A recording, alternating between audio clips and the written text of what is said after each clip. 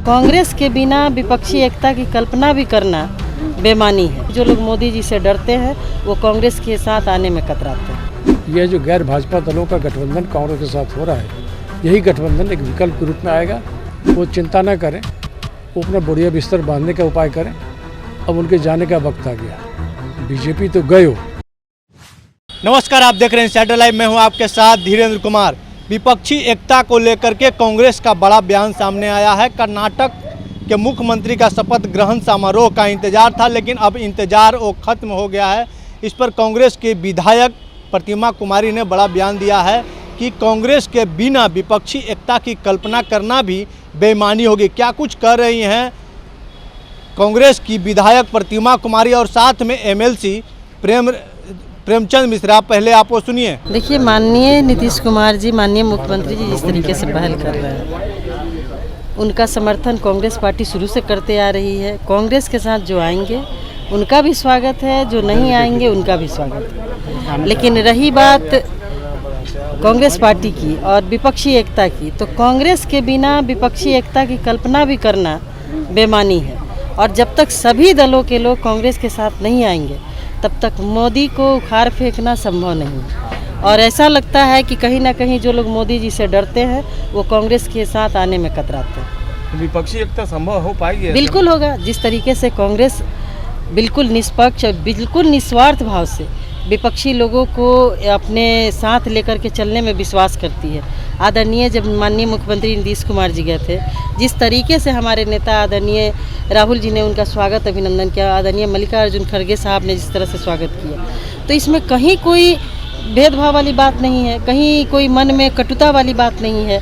हमारे नेता तो चाहते ही हैं कि देश में जितने भी विपक्षी दल हैं, जो लाइक माइंडेड पार्टियां हैं, एक साथ आए और 2024 में देश में एक सत्ता परिवर्तन किया जाए, तभी जाकर के देश का भला होगा और देश का विकास होगा। देखिए, राजीव गांधी जी और समय चले गए, तो उनका जो अचीवमेंट और योगदान रहा है देश के लिए, वो किसी से छिपा हुआ नहीं।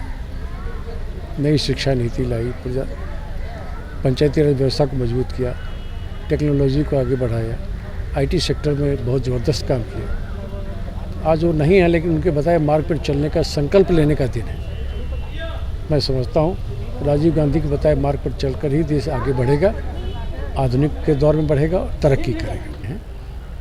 पिछले दिनों कांग्रेस अध्यक्ष श्री मल्लिकार्जुन खड़गे जी के आवास पर विभिन्न दलों के नेताओं की बैठक हुई थी, जिसमें यह तय हुआ था कि हमें समय समय पर आपस में मिलते जुलते रहना है और एक मजबूत गठबंधन बनाना है, आपस में बेहतर समन्वय बनाना है। इसे समय समय पर आपस में बैठक होना आवश्यक है।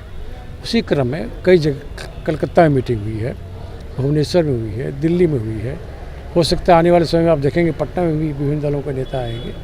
हम उसी लक्ष्य की ओर बढ़ रहे हैं और हमारा स्पष्ट मानना है, यह जो गैर भाजपा दलों का गठबंधन कांग्रेस के साथ हो रहा है, यही गठबंधन एक विकल्प के रूप में आएगा और देश की जनता कांग्रेस के साथ वाले गठबंधन को वोट करेगी और हम सत्ता में आएंगे, बीजेपी को सत्ता से बाहर करेंगे। सर, गठबंधन की बात कर रहे हैं तो विपक्षी एकता का जो है एक जुटान जो कर्नाटक में दिखा था, उसमें से कई सारे राज्यों के जो है मुख्यमंत्री वो नहीं रहे। तो बीजेपी कह रही है ये कांग्रेस का जो गठबंधन है हवा हवाई। मुझे भारतीय जनता पार्टी के नेताओं के इस बयान पर सहानुभूति है।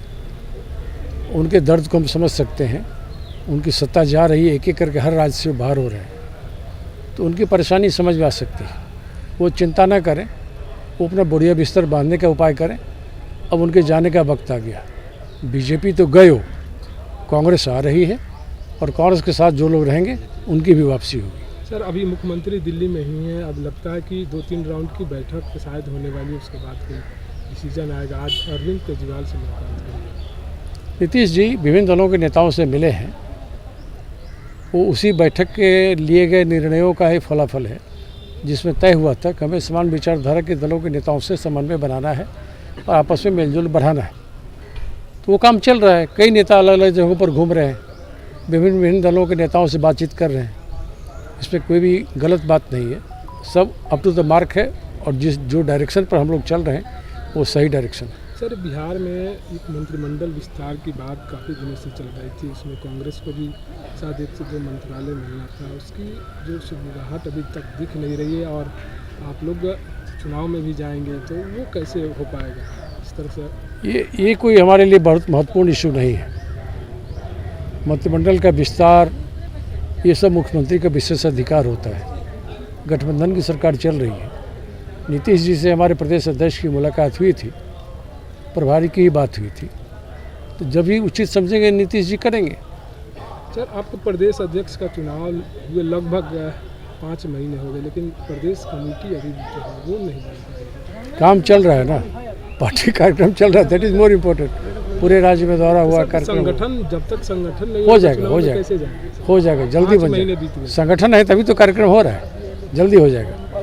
तो आपने साफ तौर पे सुना, कांग्रेस की विधायक प्रतिमा कुमारी ने स्पष्ट कर दिया है कि कांग्रेस के बिना विपक्षी एकता की जो कल्पना करना है वो भी नहीं हो पाएगा, उसके बिना कल्पना करना बेमानी हो गया। और उन्होंने साफ तौर पे कहा है कि जिस तरीके से मुख्यमंत्री नीतीश कुमार दिल्ली में जा कर के कांग्रेस के राष्ट्रीय अध्यक्ष और राहुल गांधी से मुलाकात की है, तो कहीं न कहीं कांग्रेस जो है सभी विपक्षियों को लेकर के चलने वाली पार्टी है, सभी विपक्षियों को सम्मान देने वाली पार्टी है। और एमएलसी जो प्रेमचंद मिश्रा है, उन्होंने भी कहा है कि बीजेपी जो है उनको अब पेट में दर्द हो गया है, बीजेपी जो है अब घबराहट है, क्योंकि हर राज्य में अब विपक्षी दलों की सरकार बन रही है, कांग्रेस की सरकार बन रही है, तो उनके बोरिया बिस्तर समेटने का समय अब आ गया, इसलिए बीजेपी जो है घबराहट में है।